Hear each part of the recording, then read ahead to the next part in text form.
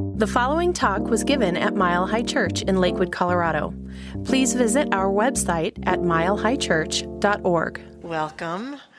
My unhidden agenda today is that I want to talk about the concept, the idea and ideals of forgiveness, as we've already pointed to.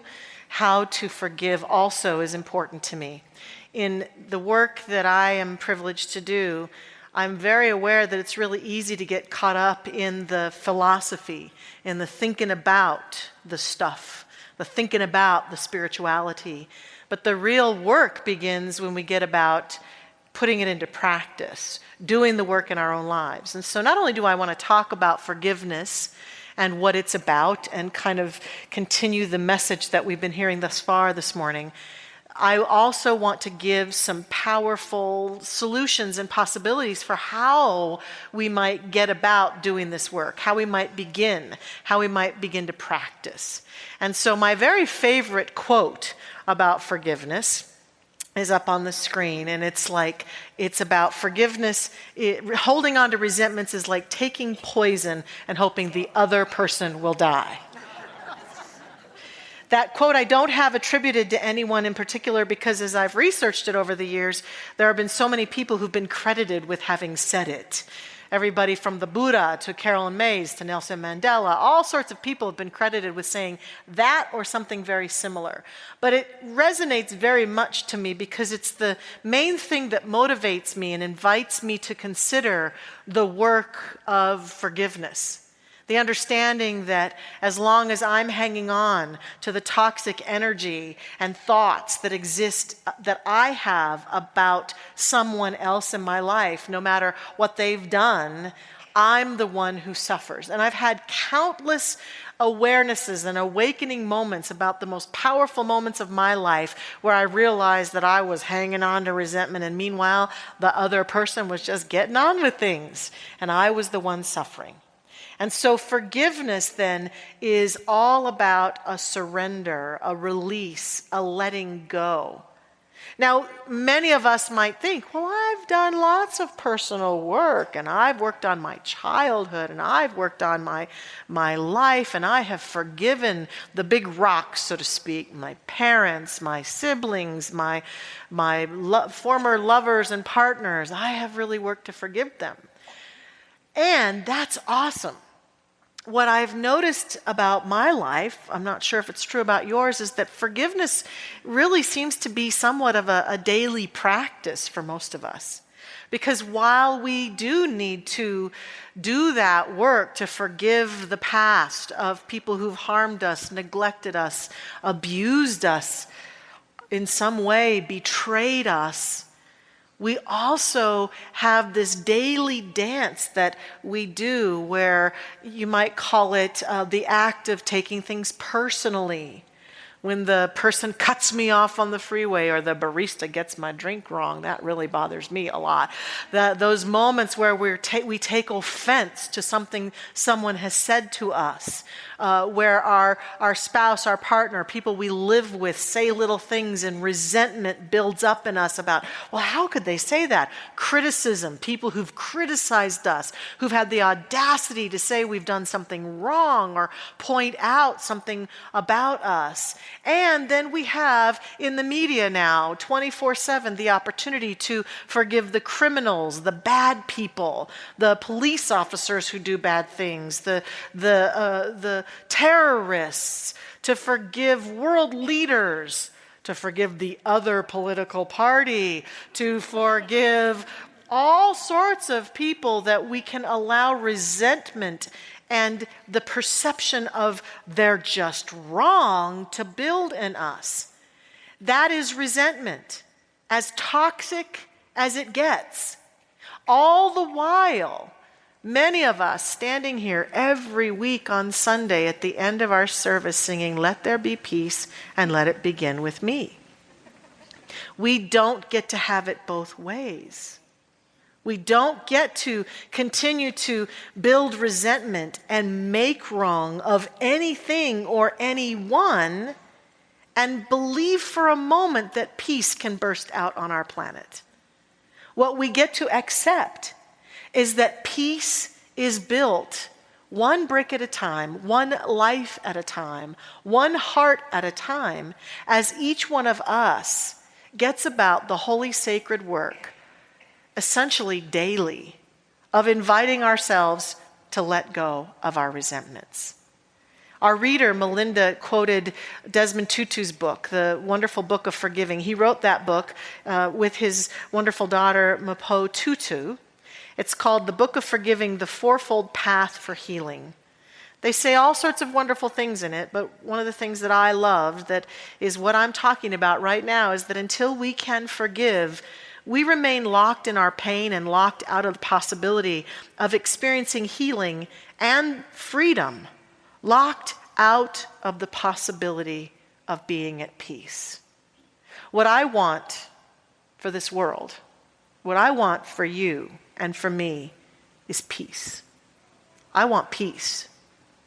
And I know that peace comes through our willingness to daily practice letting go. Letting go of resentment. Letting go of judgment. Letting go of make wrong. Letting go of perceived wrongs that we are continuing to feed voraciously. Letting go. And so we get to do that work. Until we do that work individually and collectively, what happens is that we essentially remain trapped in that energy. We remain connected energetically to the person or persons and feeding that which we say is wrong or bad. We literally feed that energy with our resentment. The more resentment we have about what we see going on in the world, the more we are feeding it and saying, let's have more of that. Let's have more of that, please, because I'm going to talk about it and I'm going to noodle on it and I'm going to have energy about it, and it gets bigger and bigger. That's not how it gets smaller. Nothing gets small as we talk about it and feed it. It's like the fire. Do you want to feed a fire with that which will allow it to get bigger, or that which will allow it to stay peaceful and calm? And so the more we are about resentment and anger and frustration, the more we're feeding that fire, the more we're adding to it, and we remain trapped. And when we have especially people out there that we believe hold the key to our happiness, from that place of if they would change, or I would be able to forgive, I would be able to let go if that were different, we're trapped, we're caught up in that energy. And we're building the blocks of our future with that energy, that consciousness on board. Because we're continuing to feed on that energy. Continuing to allow that consciousness to live in our awareness, to be the predominant energy that fuels our future. Catherine Ponder, the wonderful author who wrote a lot of books about prosperity, says it best, I think, when she says, when you hold resentment toward another, you are bound to that person or condition by an emotional link that is stronger than steel. Forgiveness is the only way to dissolve that link and get free. The person who forgives will find a divine solution appearing. The forgiving state of mind is a magnetic power for attracting good. I paused there because I want to say that again. The forgiving state of mind is a magnetic power for attracting good. No good thing can be withheld from the forgiving state of mind. So we want more for ourselves, we want more for our world, and this act, this work, we have to begin to accept that in the smallest ways of who have I held out of my heart today? Where do I have resentment? Where am I still hanging on to anger and frustration and pissosity? That's a word Michael Beckwith coined, I like a lot. To how do I let go of the big broad strokes of pain and betrayal? All of that and everything in between become the genesis of this very holy, sacred, important work. Because what we're doing when we're doing this work is we are setting ourselves and our consciousness free to return to the truth of who we really are. to the oneness, to the wholeness, to the empowerment of who we really are. And that is what we seek the most. We want to be made whole. And the question then becomes, will you be made whole? Will you be willing to do the work to let go, to move on? Now, we understand that we don't do this to help the other. This has nothing to do with them really at all. When I forgive, it's not because I'm suddenly surrendering and saying, okay, they were right. It's not about right and wrong. It's about the reclaiming of the wholeness of my being. It's not about helping them or approving of their actions. It can also be with great boundaries. There are people that I have forgiven that I will say to you unequivocally, I have forgiven them, and my boundary is we're not going to be best friends. We're not going to be in each other's lives. We're not going to walk hand in hand. But I've forgiven them, and I have moved on. It's all about allowing ourselves to free ourselves from that energy, from that connection. And it can't be forced. So while I will stand here and passionately and enthusiastically say this work is work we can all benefit from, I recognize that each one of us has to find our way into the work. And today I just want to challenge us to be very, very honest with ourselves about what keeps us from letting go. What might get in the way? How could I really step in and move forward with this? What gets in my way? One of the first things that I think gets in people's way is what I call the illusion of why. The illusion of why is this belief when I have a resentment that if I just could understand why they did that, then I could forgive. And so we seek it out. We look for it. And sometimes we find it, and I'm not saying that it's wrong or bad or incorrect to find out more about why someone did that, especially people that I live my daily life with. It helps me to have some compassion often, but the illusion of why sometimes is a trap for us, especially with people that we don't feel safe with, that we don't feel safe emotionally or physically with, who've abused us or harmed us in some way. We may never know why they've done what they've done. It's a trap if there are people that have disappeared from our life, that are somewhere on the planet and we don't know where, but we hold great resentment towards them if they've gone on to the next plane of existence and we don't know why they did what they did. And so where we get stuck sometimes is we say, well, because I don't know why, I can't let go. But I also know that in the instances where I have been able to discover why they did what they did, it's helped a little, but ultimately, I still had to do the work. The why didn't necessarily just melt away my resentment. The why is not some magical resentment melter. It satisfies my brain a little bit, and it can satisfy my heart a little bit, but I have to eventually agree to let go and then do the work of letting go. So be careful that you're not allowing that illusion of why to keep you from doing the work. The other thing that can get in our way is we wonder, well, where does God stand in all this? If I forgive them, will there be divine justice? Will there be justice in any way, shape, or form? I'm not sure. I want to forgive if there's not justice assured on the other end of that, right? And so from a spiritual standpoint, what I've come to discover about this teaching, and indeed many teachings of the world, the Eastern teachings of the world, many of them, and all the teachings where people have found their way into the mystical path of oneness, what I've begun to see is that God doesn't really have much to do with forgiveness. God is an energy and a presence that unconditionally is expressing itself in, through, and as all people, all conditions.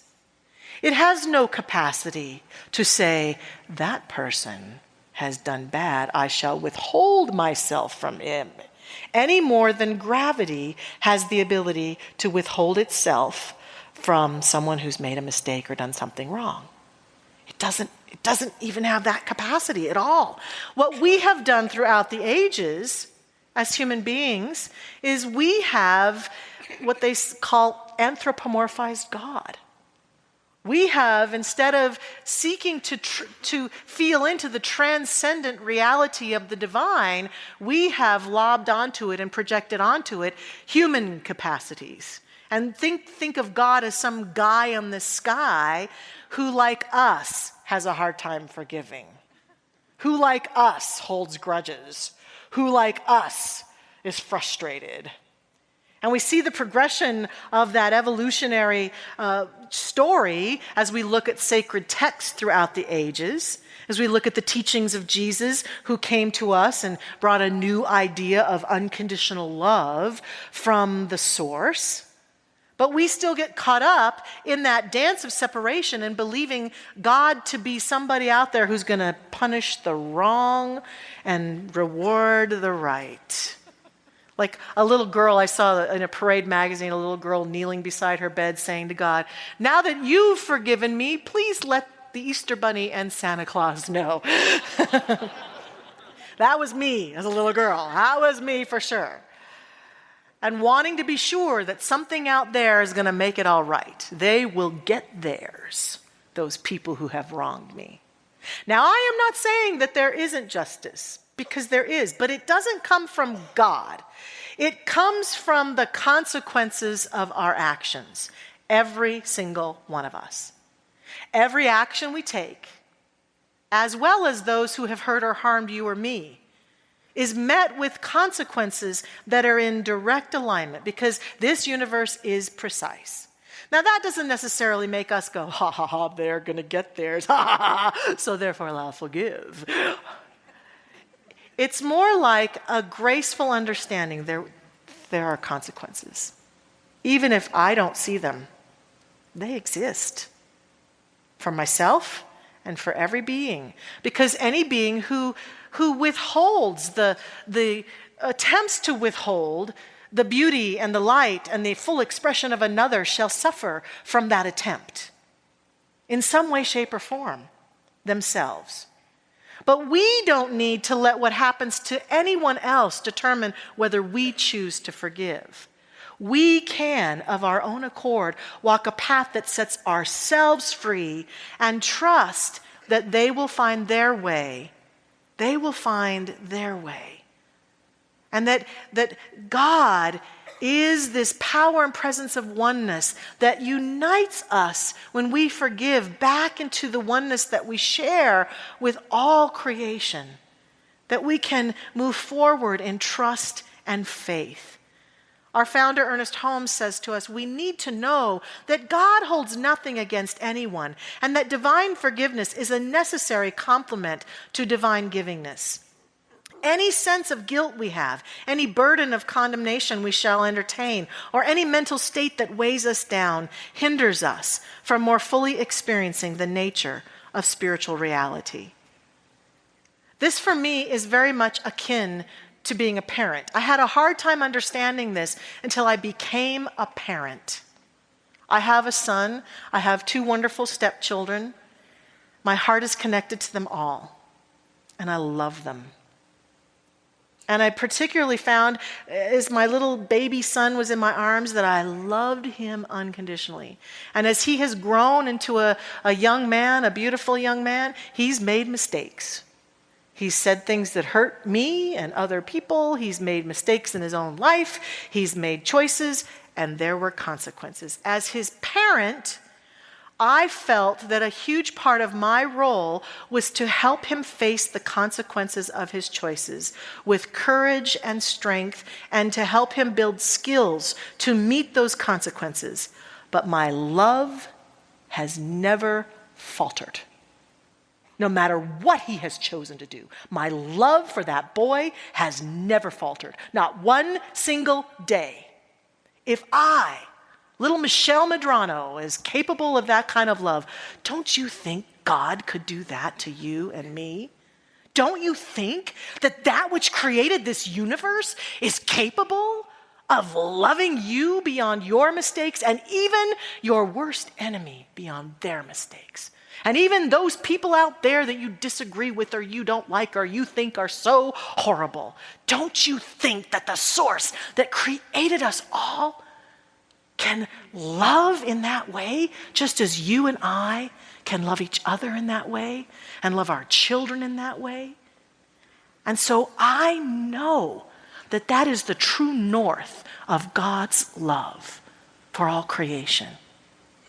And therefore, I know that my work is to restore myself to that true nature of myself with all other beings and build a world of peace and heaven on earth. So how? Thank you.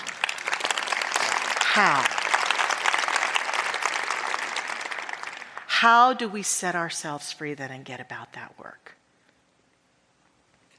We have to love and support each other, as we've heard in the music and the words today. So one of the things that I want to offer right away and let you know that I am doing is that I'm starting a forgiveness marathon on Facebook. Yeah, forgiveness marathon. Yeah, it's going to be wonderful. It's already begun. I just announced it on Friday, and people are jumping in like crazy, and it's already begun very powerfully. So if you are on Facebook, all you have to do is look up Forgiveness Marathon, and you can join. It's a public group. I'm calling it a marathon because a marathon is 26 miles. One runs or walks 26 miles. So this is 26 days from tomorrow, July 15th to August 9th, where we're going to daily commit to doing something to release ourselves from our resentments. And so there's going to be posts from myself and other people. There are already tons of memes and quotes and books and stories and songs that people are posting online. So if you are ready to do this work, join us for the marathon. And I think it'll be very, very soothing to our souls. It's an invitation. The next invitation that I offer is to consider reading the book that we have been quoting this morning by Desmond Tutu, a powerful, powerful book. That book is really a workshop in a way.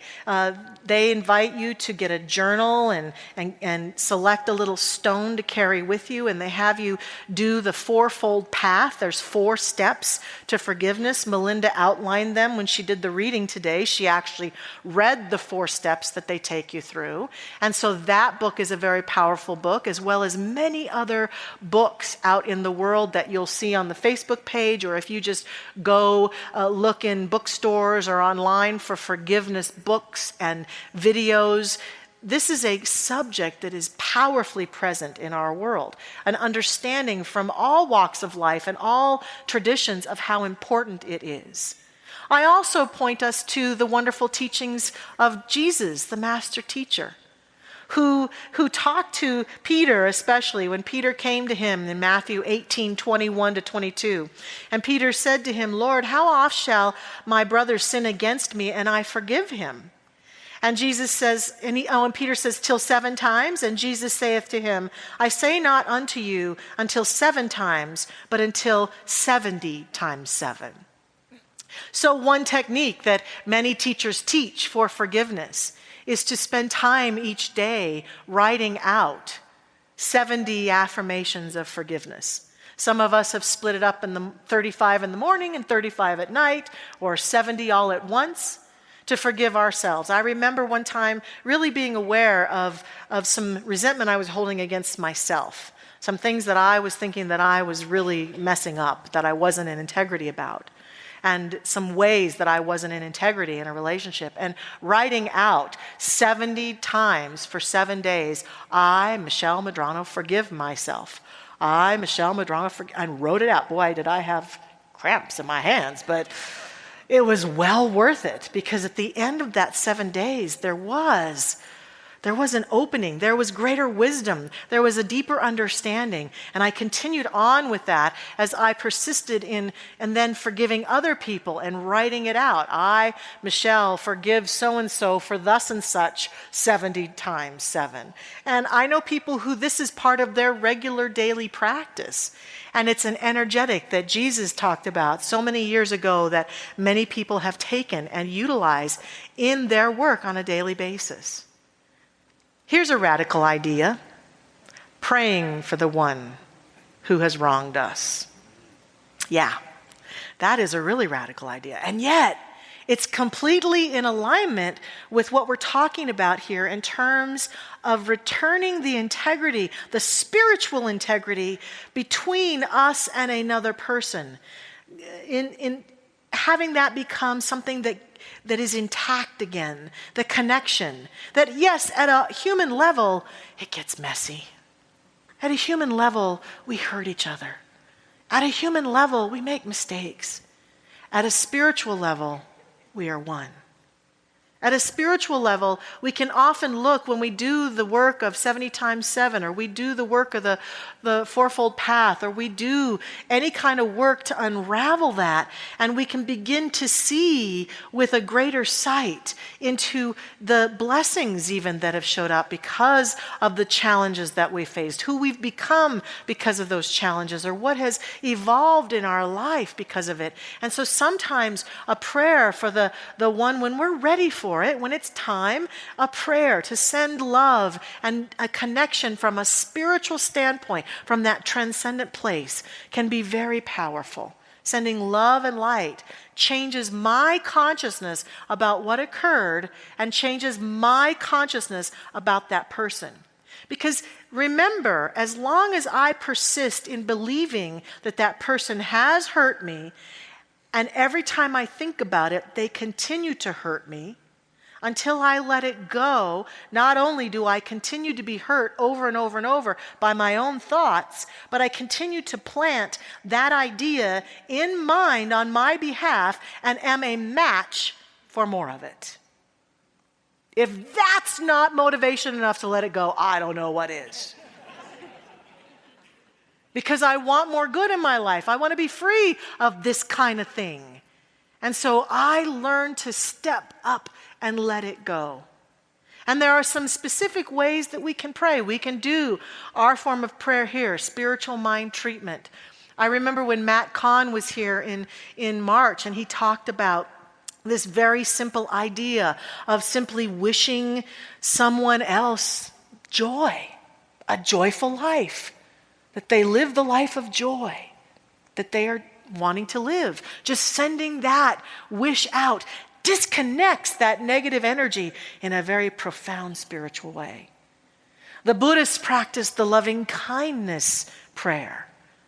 That's a beautiful prayer where I think of someone and I send them loving kindness.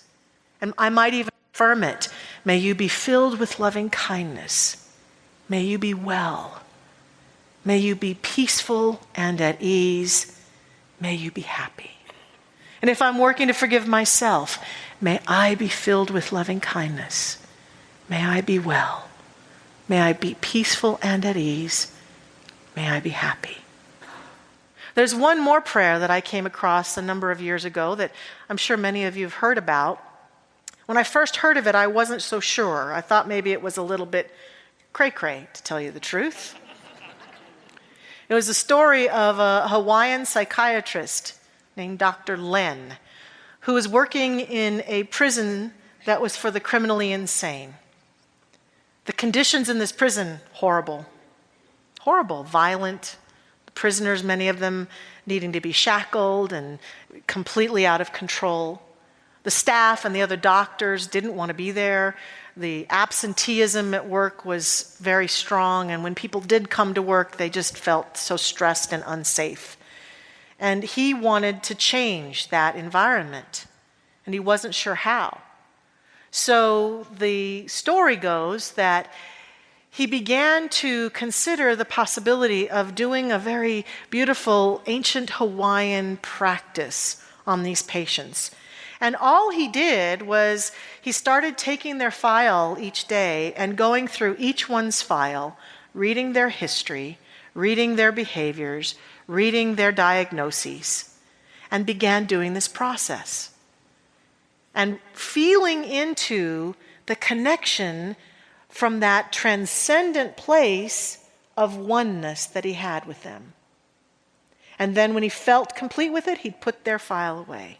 And he did this with every patient. He never saw any one of them personally. This is all he did, apparently. And after a bit of time, the patients began to get well. Their diagnoses began to shift. They began to be more functional. Those who'd been shackled often could be taken out of the shackles and could be powerful citizens of the prison. The doctors and the staff began to feel more safe. Absenteeism dropped. Eventually, the prisoners began to be able to be released either into other programs to finish their sentence out, or began to be able to be released back into society. And eventually, there were more staff than there were prisoners, and the prison was closed. And again, I thought this was just a bunch of woo maybe, or woo-woo for that sake. But then I read about it and saw that Dr. Lin was for reals, that he existed. And he now has written and is speaking and talked on YouTube, and the history of this has been corroborated. And the prayer process that he was doing is called Ho'oponopono. It's a very simple process. We have it here. He was looking at these prisoners' dossier, and he was saying in 4 simple steps, I'm sorry. Please forgive me. Thank you. I love you. I'm sorry to me equates, as I think about the people that I might have resentment about, I'm sorry that I have continued to hold resentment towards you. I'm sorry. Please forgive me, rises me up into my own awareness of my oneness.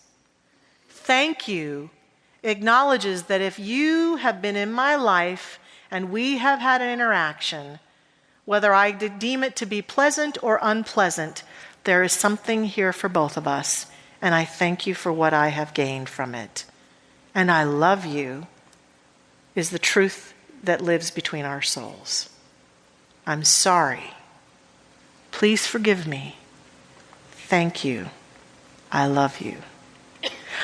People have used this very simple process to heal hurts across the miles of people that they haven't seen for years, or have used it to heal the relationship between the people they live with. Some even use it, I've heard, to heal their relationship with their own body, as they step into the awareness of their body, saying, I'm sorry.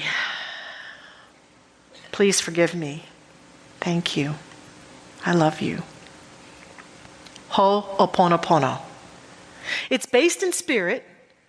Ernest Holmes, our founder, says to us, forgiveness means reconciliation in spite of estrangement.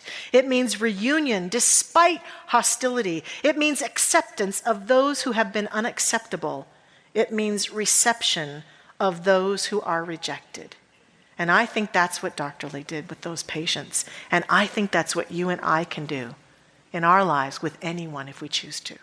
So as we close this part of our service today, I'm going to invite you, if it feels right, to think about either yourself, your body, something you think you've done, some other person in your life that you want to be forgiven by or you want to forgive. And as we do our prayer work today, we're going to start by just going through these statements and saying them aloud together. And so I invite our practitioner prayer partners and ministers in the room to stand. And I invite us to take a deep breath together and have that person or persons in mind that we might be willing to acknowledge this with. And let's say together, I'm sorry. Please forgive me. Thank you. I love you.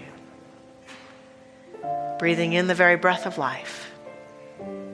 Accepting this deep truth of connection. God the one life, the one mind, the source, that infinite one that circulates and emanates and expresses through all things, through all people, in all relationships. We choose it over resentment. We choose it as the peaceful presence that unites our soul with itself and all others. We choose God. We choose love. We choose joy. We choose peace. And the methodology that we can use to choose over and over again is forgiveness, is letting go. Is this or any process that we've discussed this day that returns us back to that truth of love that lives between us and all souls forever and ever. And so I declare that each one of us goes forth this day living in and with the courage, the spiritual courage, to continue this process in some way, shape, or form in our lives to heal for our benefit and the benefit of all others. We choose peace. We choose love. We choose forgiveness. And so with great love and light and confidence that this is so in our being right here and right now, I release this word. I release this prayer into the action of that law that makes it so. We let it go. We let it be. And together we say, and so it is.